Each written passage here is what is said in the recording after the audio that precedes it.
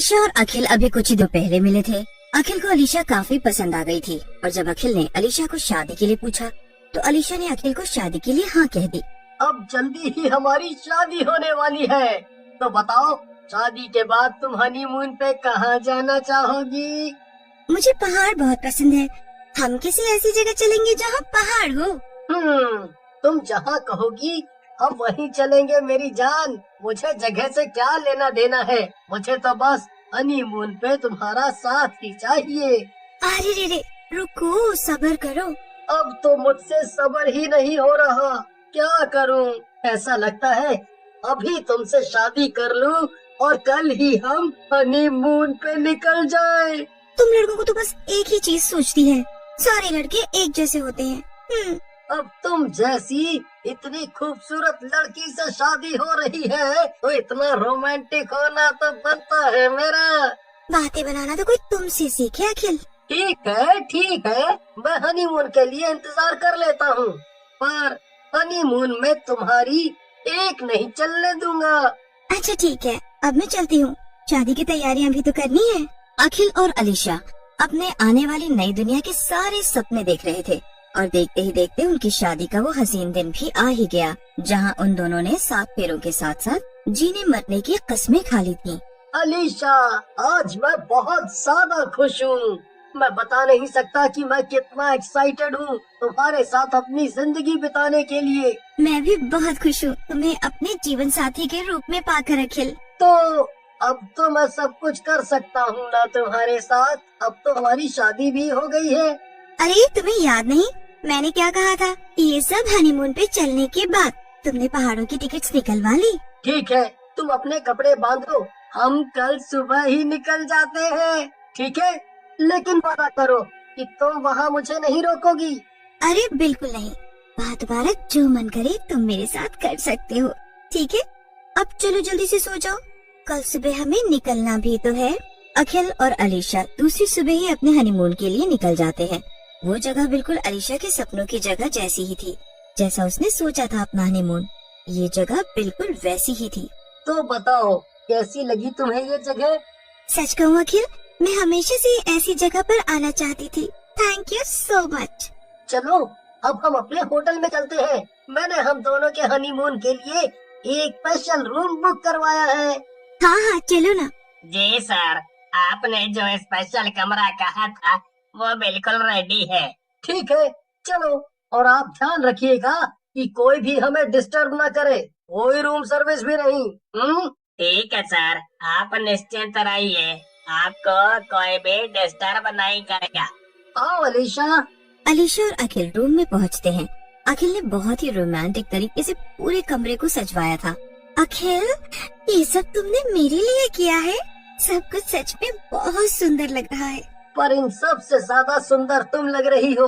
जरा पास आओ तो मैं तुम्हें करीब से देख लूं। तुम्हें मैं बहुत सुंदर लगती हूँ, सच में। मैंने आज से पहले तुमसे सुंदर लड़की नहीं थी। पर मैंने तो सुना है कि तुम हर लड़की से यही कहते थे कॉलेज में। अरे नहीं, वो मैं बस उनके साथ फ्लर्ट करता था। प्यार तो मैं तुम्ही से करता हूँ। अच्छा, तो तुम क्या कर सकते हो मेरे प्यार में? अरे तुम्हारे लिए तो मैं अपनी जान भी दे सकता हूँ, मेरी जान। तो फिर दे दो, मतलब कि तुम अपनी जान दे दो। उस एक पल में प्यार का वो लम्हा हैवानियत में बदल गया।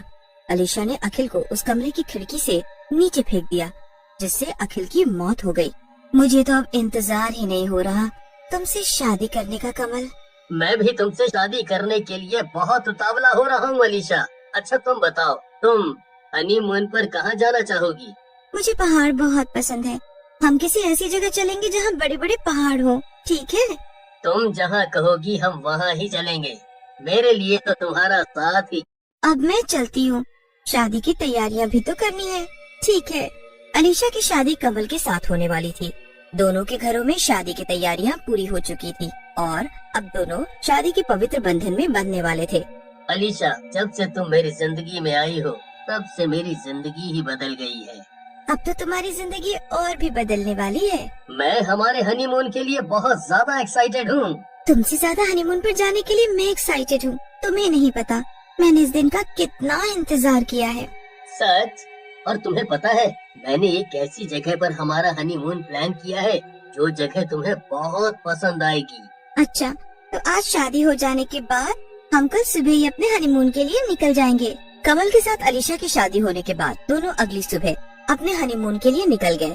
कमल अलीशा को उसी जगह ले आता है जहाँ वो अखिल के साथ आई थी। क्या हुआ अलीशा, तुम्हें ये जगह पसंद नहीं आई? तुमने कहा था ना तुम्हें पहाड़ पसंद है, इसीलिए मैंने ये हिल स्टेशन पसंद किया है। अरे यहाँ इतने पहाड़ हैं, इतनी सर्दी है, फिर भी तुम्हारे पसीने छूट रहे हैं। अरे कुछ नहीं, बस अभी सफर करके आए हैं ना, तो थोड़ी थकावट सी लग रही थी बस। अच्छा चलो, हम हमारे होटल पर चलते हैं। ये देखो, वो रहा सामने। ये होटल। कमल अलीशा को उसी कमरे में ले आता है जहाँ वो अखिल के साथ आई थी।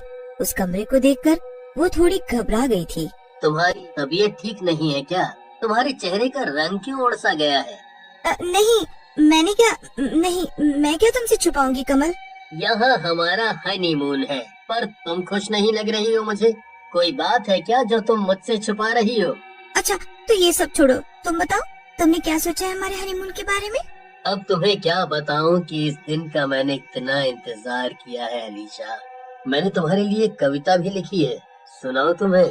खूबसूरत चेहरा है पर चेहरे पे चेहरा है, उन मासूम सी आंखों के पीछे हैवानियत का पहरा है।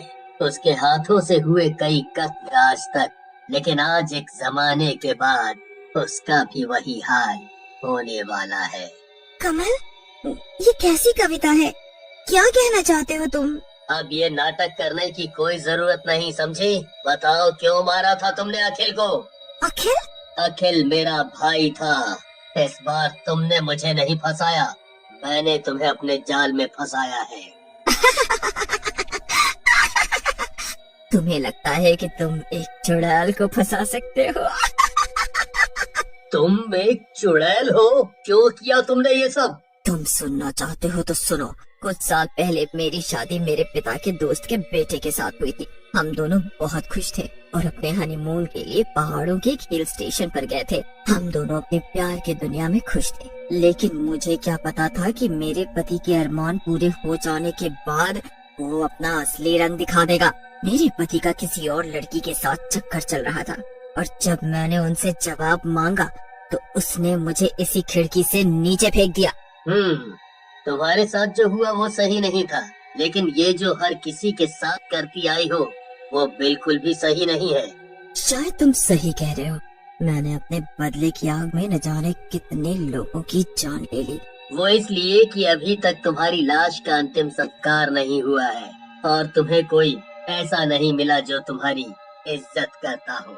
लेकिन मैं तुमसे कहना चाहता हूँ कि मैंने तुमसे शादी बस अपने भाई की मौत का सच जानने के लिए की थी। मेरा कोई इरादा नहीं था तुम्हारे साथ कुछ भी करने का, और तुम्हारी कहानी सुनने के बाद तो मुझे तुम्हारी हालत पे दया आ रही है। तुम पहले मर्द हो जिसने मुझसे ऐसा कुछ कहा, जिसने मेरा फायदा नहीं उठाना चाहा। अब जाकर मेरी आत्मा को कुछ सुकून मिला है। तुम्हारा बहुत बहुत धन्यवाद। कमल ने अलीशा की आत्मा की शांति के लिए हवन और पूजा दोनों करवाई, जिससे अलीशा की आत्मा को मुक्ति मिल गई और उसकी आत्मा इस दुनिया को छोड़कर चली गई। उस हादसे के बाद कमल ने ऐसी लड़कियों के बारे में जानना शुरू किया जो इस तरह के हादसे का शिकार हुई थी और फिर उनकी भी मदद करने लगा। एक बार की बात है, एक शहर में 4 दोस्त रहते हैं, सोहन, रोहन, रमेश और सुरेश। वो चारों अपनी रोजमर्रा की जिंदगी और नौकरी से थक गए होते हैं। वो सोचते हैं क्यों न कहीं चलकर छुट्टियां मनाई जाए। हाँ सही कहते हो भाई, मैं भी अपने मालिक की चिक चिक सुनकर थक चुका हूँ। चलो कहीं छुट्टियाँ मना कर आते हैं। पर हम घूमने जाएंगे कहाँ भाइयों? पास ही एक छोटा सा गांव है, उसमें जो झील है वो बहुत प्रसिद्ध है। चलो वहाँ चलकर नाव चलाएंगे। नहीं, तुम सब छोटे बच्चे हो क्या जो नाव चलाओगे? अब हम बड़े हो गए हैं, हमें बड़ों की तरह सैर सपाटा करना चाहिए। मतलब भाई, हम सब पिशाचगढ़ के जंगल में कैंपिंग करने चलेंगे और रात में पिशाचगढ़ के भूतिया किले में घूमने चलेंगे। ये सुनकर रोहन और रमेश की टांगे कांपने लगती हैं। वो बहुत डर जाते हैं अरे नहीं भाई, तुम पगला गए हो क्या? सब